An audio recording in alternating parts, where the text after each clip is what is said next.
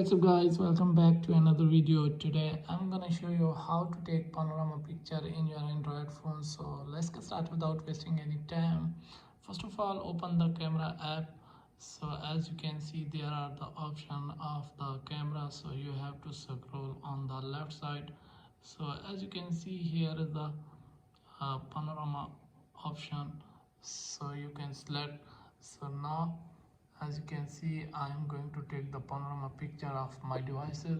You can see here is my one laptop and here is the other side another laptop. So now I am going to take a panorama picture of these devices. So first of all, select your first point and here press on the camera icon. So move your phone continuously to other side. So stop here. As you can see, picture has been taken. So you can see both devices has been discovered in one picture. So if you have any problem, let me know in the comments. Thanks for watching.